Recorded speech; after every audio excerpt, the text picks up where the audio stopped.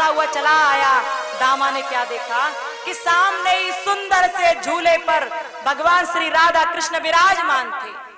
वो दामा अपने घर से एक मटकी में माखन भर के लाया था।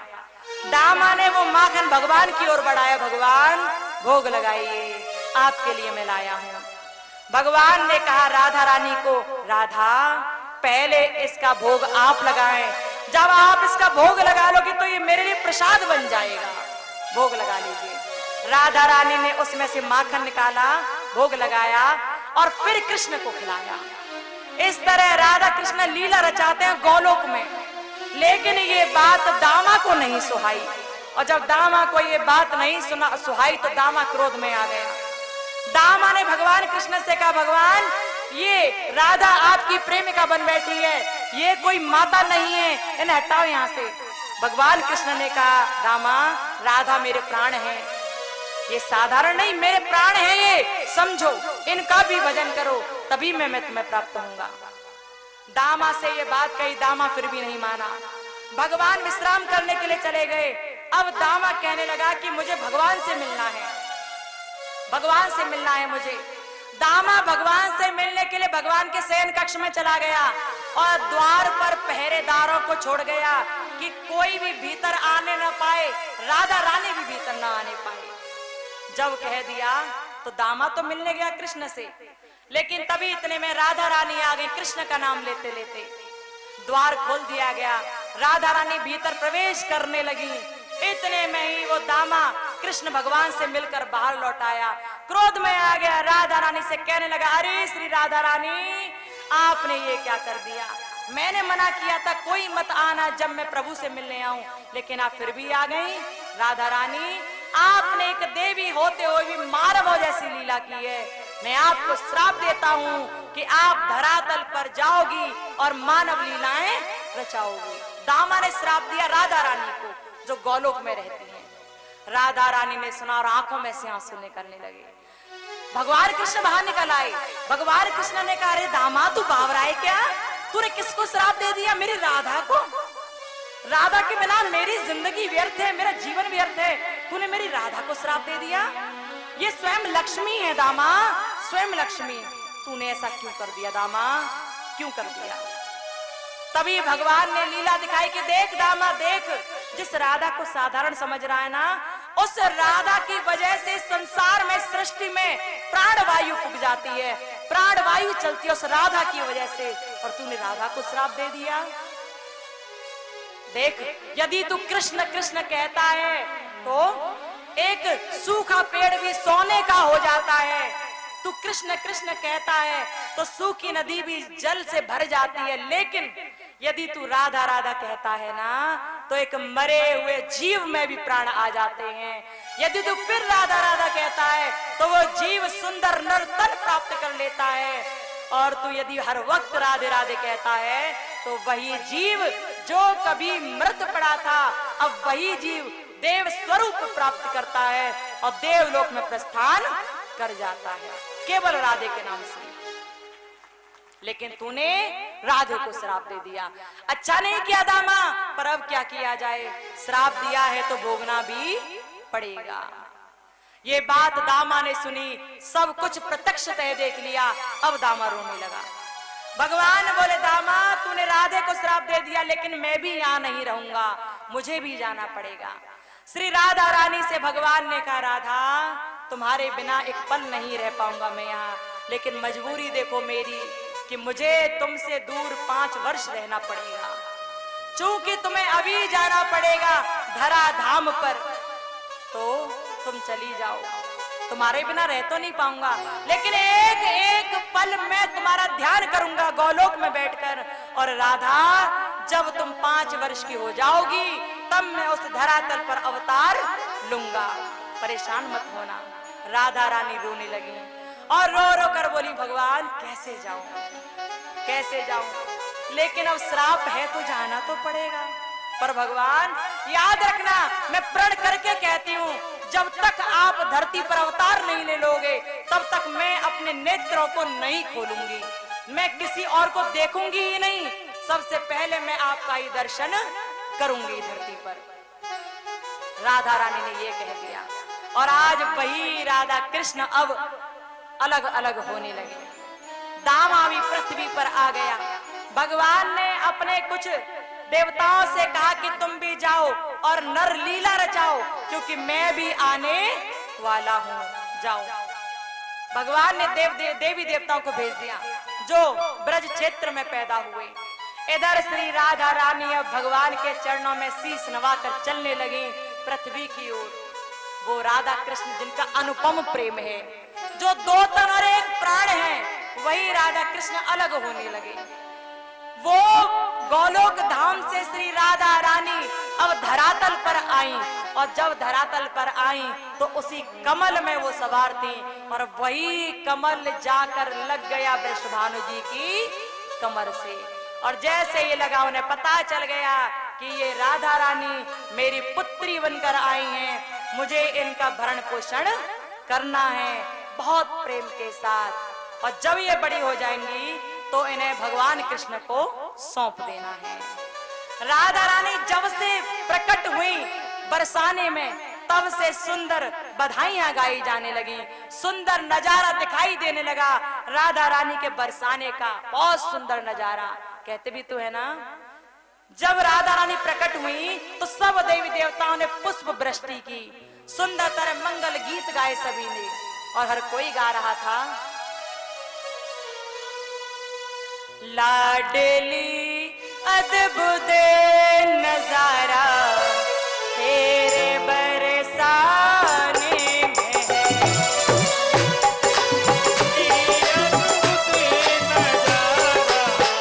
तेरे बरसाने में है, लाडली अद्भुत नजारा तेरे बरसाने में, लाडली अद्भुत नजारा तेरे बरसाने में। प्यारे जरा प्रेम के साथ बोलो राधा रानी सरकार की जय हो।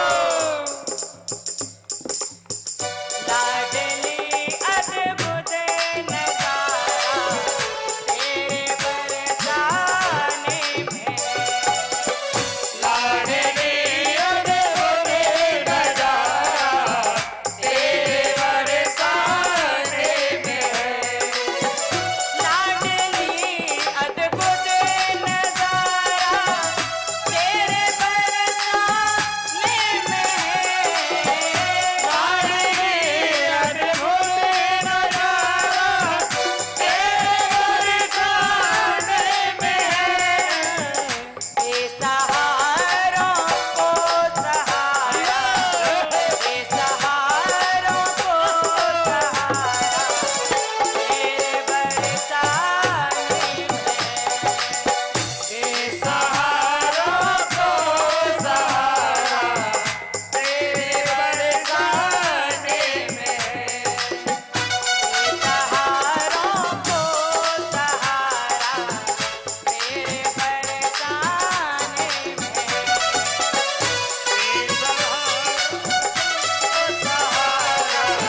तेरे बरसाने में। जय हो राधे।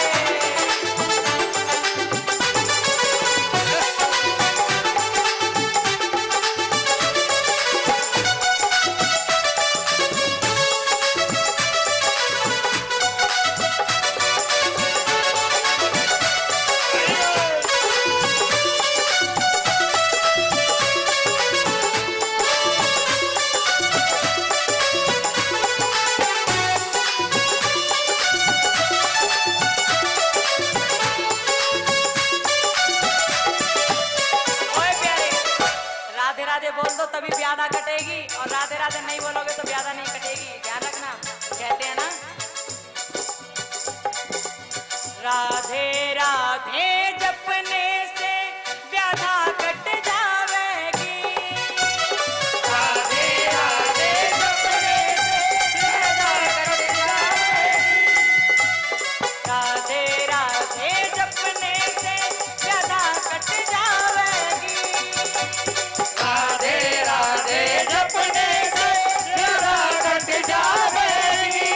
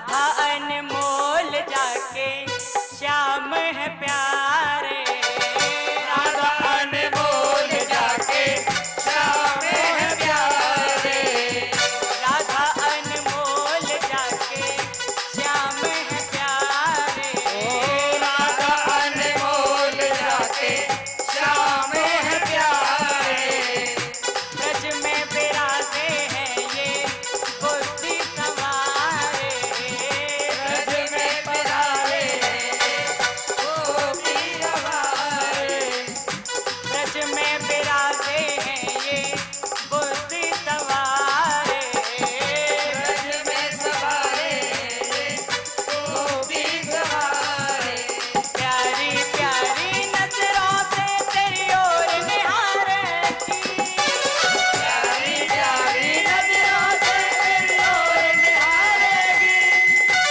प्यारी प्यारी नजरों से तेरी ओर निहारेगी, प्यारी प्यारी नजरों से तेरी ओर निहारेगी, ओ बाबरे राधा मिल जावेगी, ओ बाबरे राधा मिल जावेगी, ओ सांवरे राधा चली आवेगी, ओ बाबरे राधा मिल जावेगी। जय हो राधा रानी।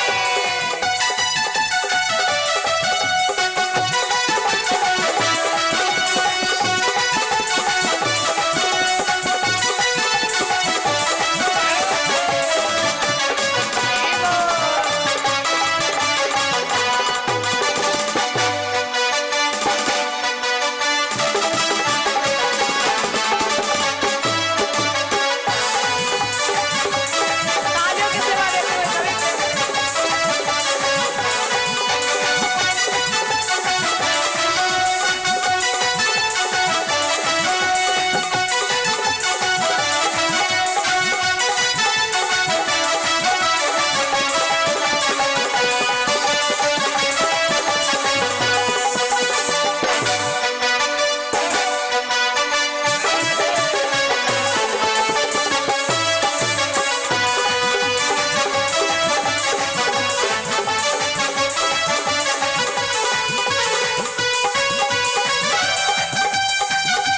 जय हो राधे।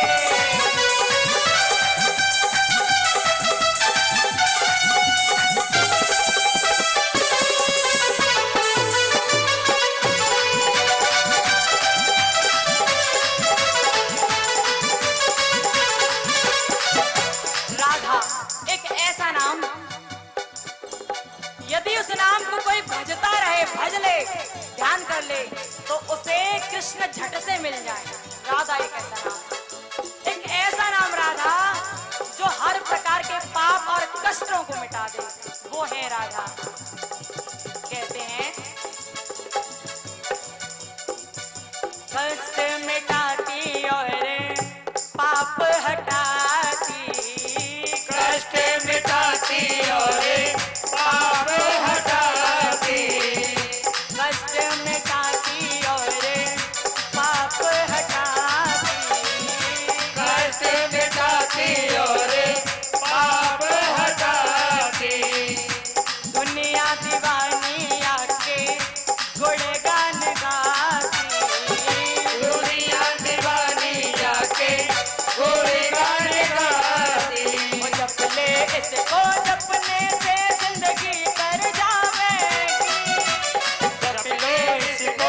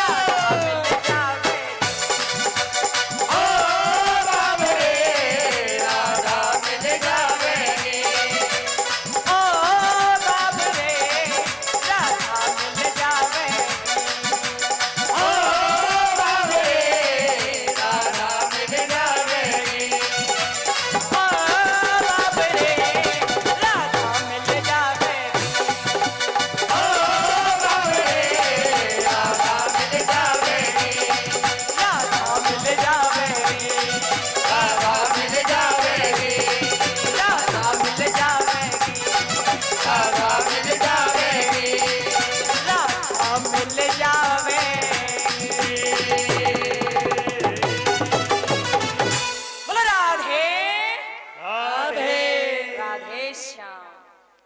कथा के सुंदर श्रोतागणों, राधा के नाम को लेने में बड़ी शर्म आती है, बहुत से लोगों को बहुत शर्म आती है। हाथों को ऊपर उठा के बोला करो राधे के नाम को, क्योंकि राधा ही कृष्ण है और कृष्ण ही राधा है। बोलो राधा कृष्ण भगवान की जय हो। और ये हाथ ना ध्यान रखा करो, जो लोग उठा रहे हैं यहाँ से वो तो अच्छी बात है, जो नहीं उठा रहे वो ध्यान रखो। हाथ कहाँ से उठाने हैं? यहाँ से। कैसे? यहाँ से उठाओ दोनों हाथों को। जय जय श्री राधे। एक आध तो भैया ऐसा लग रहा है ब्याह में आया है क्या? सो ब्याह में आया है, अभी अभी अभी एरोप्लेन से नीचे उतरा तो हाथी नोट से उठ रहे, ऐसा लग रहा है। सही बात है का? अभी अभी एरोप्लेन से नीचे उतरे हो क्या? तुरंत ही उठा दो ना हाथों को। नातेदारी में नहीं आए हो, कथा में आए, उठा दो ना हाथ। बोलो बंसी वाले की जय। उठा लिया करो, फायदे में रहोगे। नहीं तो क्या फायदा, घाटे में रहो। राधे का नाम पे हाथ ना उठे तो घाटे में रहना फिर तो ना। श्री सुखदेव जी महाराज राजर्षि परीक्षित से कहते हैं, परीक्षित जी सुना, श्री राधा रानी प्रकट हुई बरसाने में और वृषभानु जी राधा रानी को अपने हृदय से लगाकर घूमते हैं। वो वृषभानु जी अपनी राधा रानी से बहुत प्रेम करते, अपनी पुत्री से बहुत प्रेम करते हैं। लेकिन राधा रानी ने नेत्र नहीं खोले, आंखें बंद थी, क्योंकि वो भगवान से वायदा करके आए कि भगवान जब तक आप धरा धाम पर नहीं आ जाओगे, जब तक आपका दर्शन नहीं होगा, तब तक मैं नेत्र नहीं खोलूंगी। मैं अपने नेत्रों से पहला दर्शन आपका ही करूंगी, ये मेरा प्रण है। राधा ने आंखें नहीं खोली। इधर तो श्री राधा रानी धीरे धीरे करके बड़ी हो रही हैं, लेकिन अभी तक आंख नहीं खोल रही। उधर दूसरी ओर माता देवकी के 7वां गर्भ तैयार था।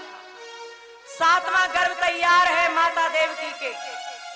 कंस की मथुरा नगरी में चारों ओर खबर फैल गई कि अब माता देवकी के 7वां गर्भ है, अब तैयार हो जाओ सभी। और जब चारों ओर खबर फैल गई, तभी भगवान कृष्ण जो गोलोक में हैं, उन्होंने विचार किया कि कंस तो सबको मारता जाएगा, लेकिन एक आध तो होना चाहिए जो मेरे साथ खेल खेले।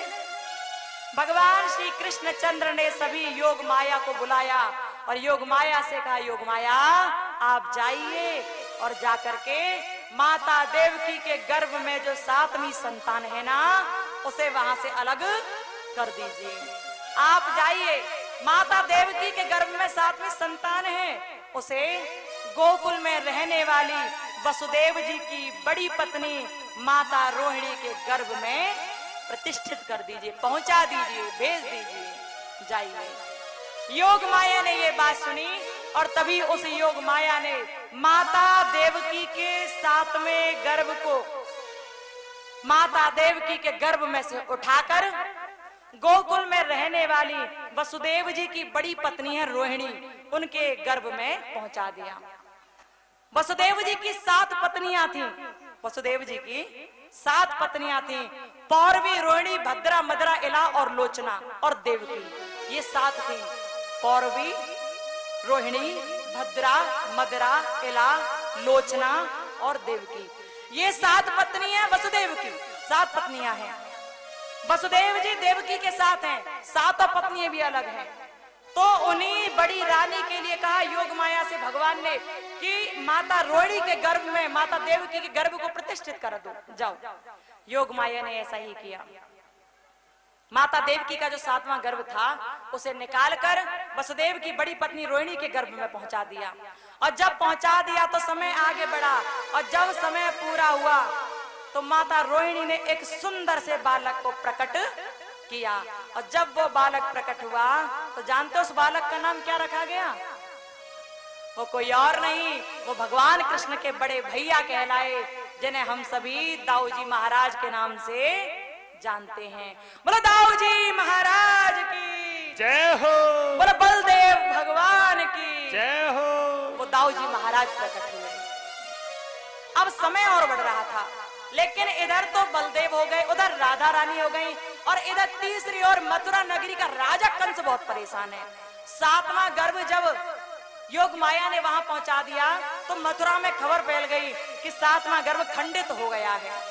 सातवां गर्भ खंडित हो गया है। अब कंस और भी ज्यादा बुरे काम करने लगा, सोचने लगा कि सातवां गर्भ खंडित हो गया, कहीं ऐसा ना हो आठवें के लिए बोल रहे हैं, लेकिन आठवां तो खंडित होगा नहीं, क्योंकि वो मेरी मृत्यु बनकर आ रहा है, मुझे उसे पकड़ना पड़ेगा, रोकना पड़ेगा। सातवें गर्भ के खंडित होने के बाद वो कंस और भी अनेक प्रकार के अभी अपने बुरे बुरे कामों में लीन है, सबको दुखी करता, परेशान करता है। सुखदेव जी ने कहा, राजा परीक्षित, कंस के राज्य में इतने अत्याचार होने लगे कि देवी देवता परेशान हो गए, ऋषि मुनि रोने लगे, सब परेशान हुए, देवी पृथ्वी विलाप करने लगी और भगवान को पुकारने लगी, भगवान कब आओगे, कब आओगे प्रभु, कब आओगे। जब सब रोने लगे, पुकारने लगे, भगवान से कहने लगे, भगवान आ जाओ, आ जाओ, तो कहते हैं तभी आकाशवाणी हुई और आकाशवाणी में कहा गया कि रो मत, परेशान मत हो, मैं जल्दी ही आऊंगा, तुम परेशान मत हो। भक्तों, भगवान जब जब देखते हैं कि संसार में धर्म की हानि हो रही है और अधर्म बढ़ रहा है, तब तब प्रभु इस धरातल पर अवतार ग्रहण करते हैं। बाबा तुलसीदास ने भी मानस में दर्शन कराया है और लिखा है, जब जब होए धर्म के हानि, बाढ़े असुर अधम अभिमानी। श्री राम जय राम, जय जय राम, श्री राम जय राम, जय जय राम। जब जब होए धर्म की हानि, जब जब होए धर्म की हानि, बाढ़े असुर अधम अभिमानी। बाढ़े असुर अधम अभिमानी। बाढ़े असुर अधम अभिमानी। तब तब प्रभु धरे विविध शरीरा, हरै कृपा निधि सज्जन वीरा। श्री राम जय राम, जय जय राम, श्री राम जय राम, जय जय राम। श्री राम जय राम, जय जय राम, श्री राम जय राम, जय जय राम। श्री राम जय राम, जय जय राम, श्री राम जय राम, जय जय राम। भगवान ने कहा कि जब जब इस संसार में धर्म की हानि होती है और अधर्म बढ़ता है, तब तब प्रभु अपने भक्तों के हित के लिए अवतार ग्रहण करते हैं। भगवान किसके हित के लिए अवतार लेते हैं? विप्रधेनु सुर संत हित लीन मनुज अवतार, निज इच्छा निर्मित प्रभु माया गुण गोपाल। भगवान अवतार कब लेते हैं, किसके हित के लिए लेते हैं? विप्र यानी कि ब्राह्मण, धेनु यानी कि गाय, विप्र धेनु सुर यानी कि देवता, संत यानी कि संत महात्मा। विप्र धेनु सुर संत हित लीन मनुज अवतार, मनुष्य का धारण करते हैं, मनुष्य का रूप धारण करते हैं भगवान जी। भगवान ने भी तो गीता में उपदेश देते हुए अर्जुन से कहा, अर्जुन यदा यदा हि धर्मस्य ग्लानिर्भवति भारत अभ्युत्थानम अधर्मस्य तदात्मानं सृजाम्यहम् पवित्राणाय साधूनां विनाशाय च दुष्कृताम् धर्म संस्थापनार्थाय संभवामि युगे युगे। अर्थात जब जब इस संसार में अधर्म बढ़ता है और धर्म की हानि होती है, तब तब मैं इस संसार में अवतार लेता हूँ और दुष्टों का नाश करता हूँ।